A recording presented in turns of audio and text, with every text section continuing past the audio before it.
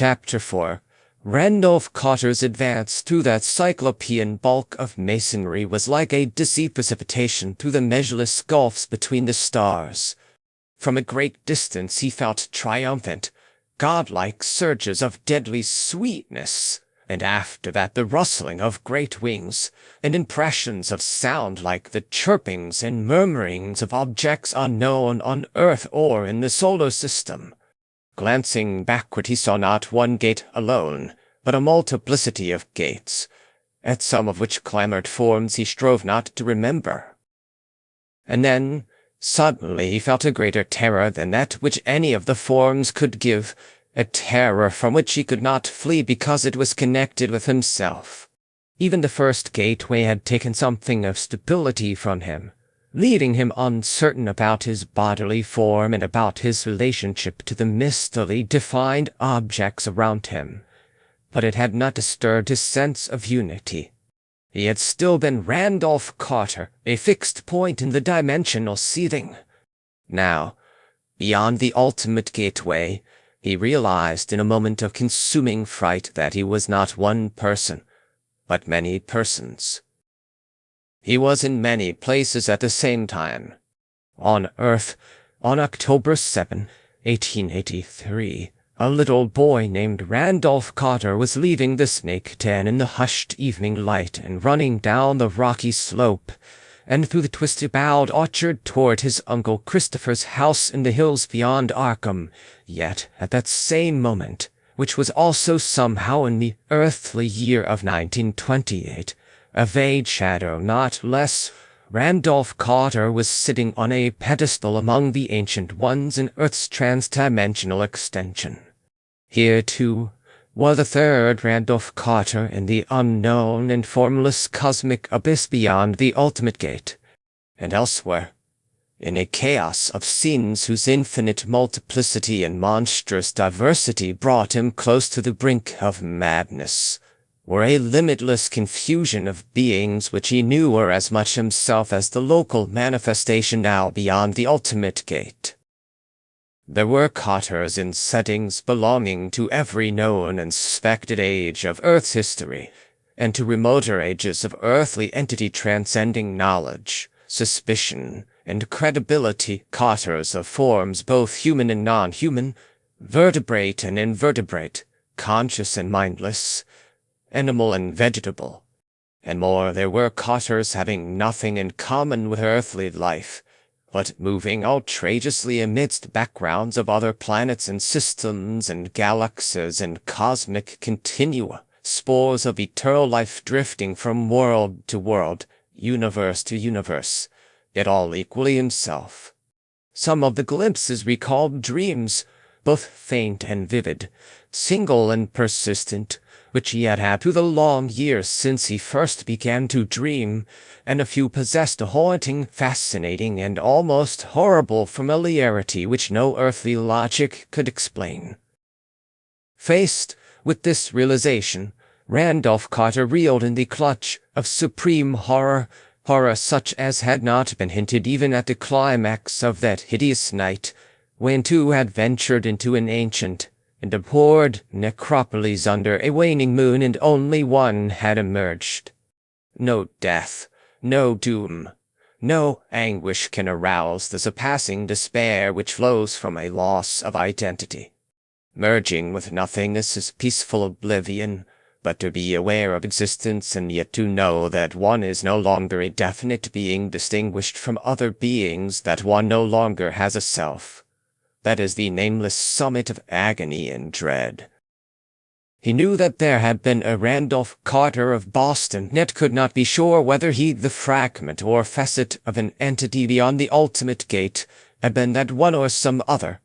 His self had been annihilated, and yet he, if indeed there could, in view of that utter nullity of individual existence, be such a thing as he, was equally aware of being in some inconceivable way a legion of selves.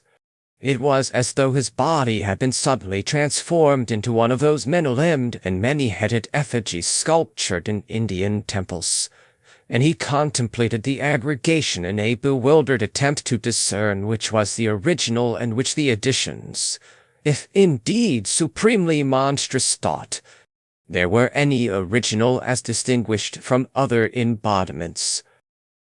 Then, in the midst of these devastating reflections, Kosher's beyond a date fragment was hurled from what had seemed the nadir of horror to black, clutching pits of a horror still more profound. This time it was largely external, a force, or personality which at once confronted and surrounded and pervaded him, and which, in addition to its local presence, seemed also to be a part of himself, and likewise to be coexistent with all time and conterminous with all space. There was no visual image, yet the sense of entity and the awful concept of combined localism and identity and infinity lent a paralyzing terror beyond anything which any Carter fragment had hitherto deemed capable of existing. In the face of that awful wonder, the quasi-Carter forgot the horror of destroyed individuality. It was an all-in-one and one-and-all of limitless being and self, not merely a thing of one space-time continuum, but allied to the ultimate animating essence of existence's whole unbounded sweep, the last, utter sweep which has no confines and which outreaches fancy and mathematics alike. It was perhaps that which certain secret cults of Earth had whispered of as Yog-Sothoth, and which has been a deity under other names, that which the crustaceans of Yoggoth worship as the Beyond One, and which the vaporous brains of the spiral nebulae know by an untranslatable sign. Yet in a flash the Cartafacet realized how slight and fractional all these conceptions are. And now the being was addressing the Cartafacet in prodigious waves that smote and burned and thundered, a concentration of energy that blasted its recipient with well-nigh unendurable violence, and that paralleled in an unearthly rhythm the curious swaying of the Ancient Ones, and the flickering of the monstrous lights in that baffling region beyond the first gate. It was as though suns and worlds and universes had converged upon one point whose very position in space they had conspired to annihilate with an impact of resistless fury. But amidst the greater terror one lesser terror was diminished, for the searing waves appeared somehow to isolate beyond the gate Carter from his infinity of duplicates to restore, as it were, a certain amount of the illusion of identity. After a time the hero began to translate the waves into speech forms known to him, and his sense of horror and oppression waned. Fright became pure awe, and what had seemed blasphemously abnormal seemed now only ineffably majestic.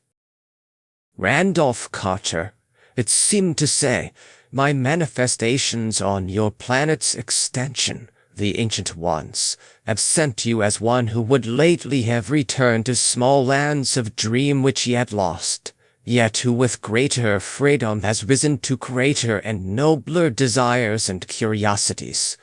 You wished to sail up golden Alcranos, to search out forgotten ivory cities in orchid heavy clad, and to reign on the opal throne of Ilakvad, whose fabulous towers and numberless domes rise mighty toward a single red star in a filament, alien to your earth and to all matter.